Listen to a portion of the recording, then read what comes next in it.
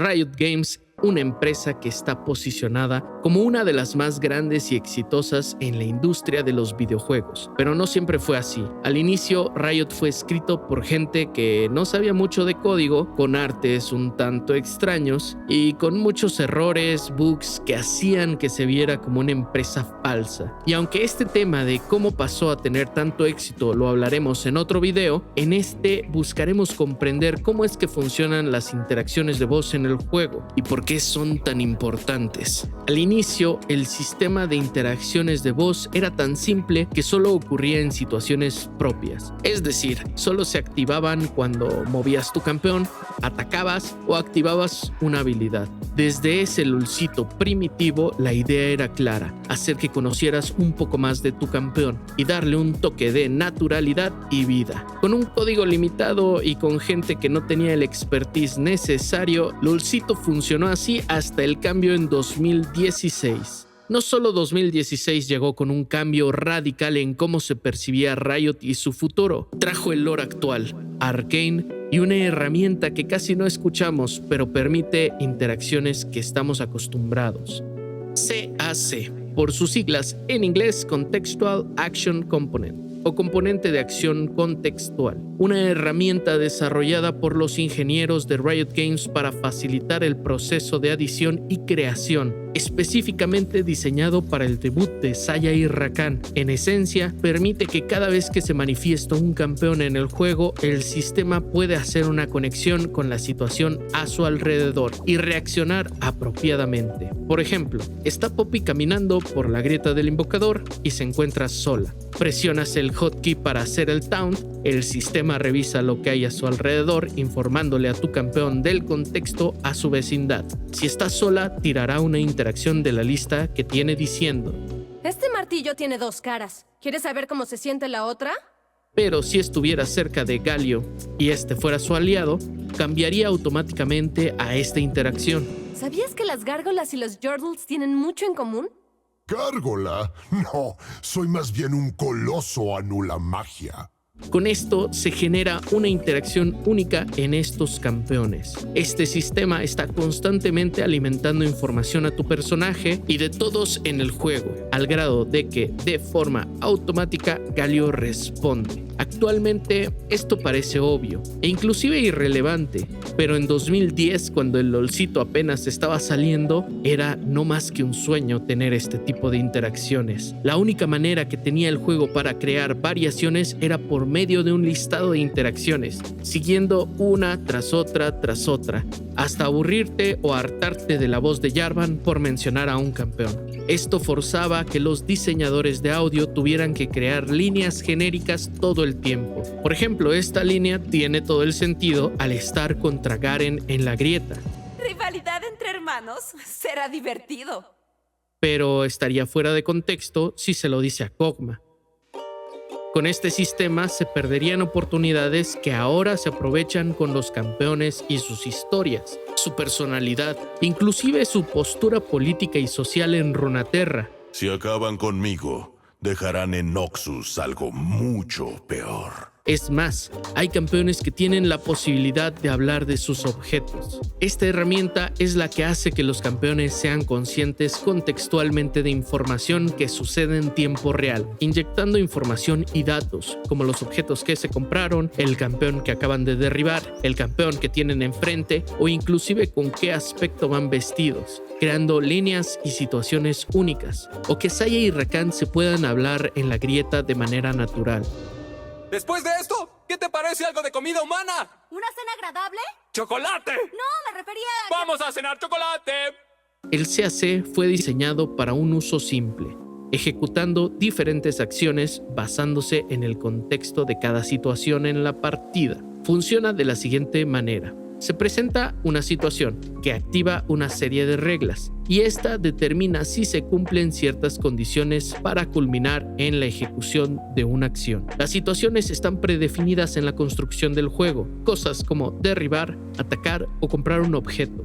Durante varios años se han construido decenas de situaciones y a cada situación se le adhiere un listado de reglas, de las cuales cada una se activa y determina si cumplen ciertas condiciones. Si todo es positivo, se ejecuta la acción, como en el caso con Poppy y Galio. El sistema se activa en la situación que es el taunt de Poppy. Se ejecuta el listado de reglas, en este caso, si está presente Galio, determina si cumple las condiciones y ejecuta la acción. Al activar esta acción, para Galio se activa como una situación que pasa por el mismo proceso y culmina en la acción.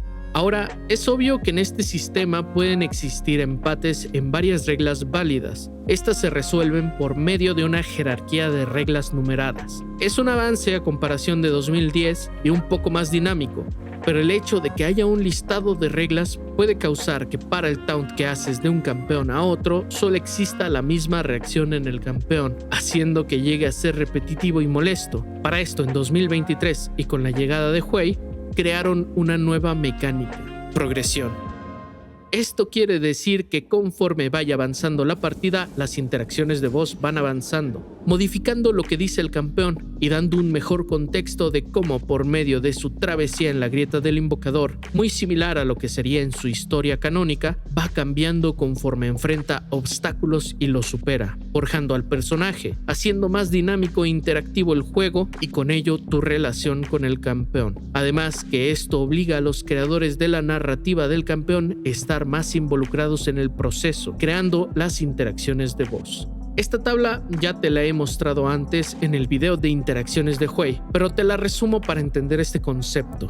Se crearon 2 temas torales para el visionario, y para cada uno de los temas se van mostrando 3 posibles progresiones. Inclusive hay un artículo muy interesante en donde nos comentan el proceso que pasan para crear estas líneas de voz. Riot Orchidian nos menciona que el trabajo de voz comienza al principio del desarrollo del campeón, justo después de determinar grandes rasgos de su historia, personalidad y objetivos, con un documento que explora elementos básicos del personaje y ayuda a que todos los equipos que trabajan en el campeón entiendan lo que se está tratando de crear. Posteriormente se trabaja en 4 pasos para integrar una larga cadena de procesos y personas.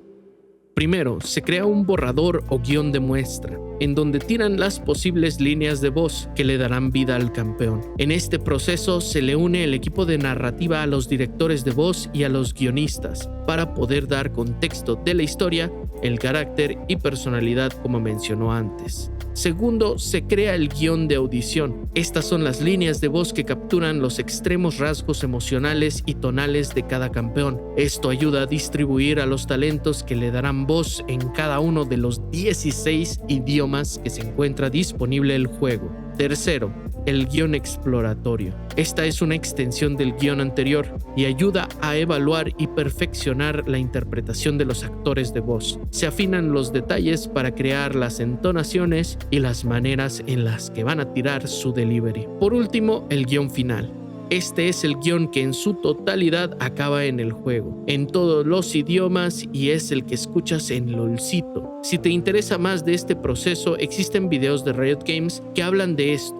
El proceso que utilizan para darle vida a un campeón es mucho más complejo de lo que parece, además que la herramienta CAC se activa desde la carga de la partida, determinando oponentes y aliados, tomando en cuenta contextos nuevos como si vas ganando, si vas perdiendo, a qué línea vas, qué tantas veces has eliminado a cierto oponente, si tienes objetivos, entre otros, haciendo que, en el ejemplo de Huey, se vea la representación de su mente conflictiva y sus posibles viajes emocionales, ya sea la luz o la oscuridad. Además que el listado completo de reglas y posibles acciones se cargan antes de la partida, impidiendo la repetición de la misma frase a través de varias partidas, haciendo que jugar con el mismo campeón sea más dinámico, inclusive alentando a los jugadores a jugar varias partidas con el mismo campeón para poder descubrirlo poco a poco, esto con el fin de darle más naturalidad a su expresión. Y esto, mi bro, no está limitado solo a las interacciones de voz.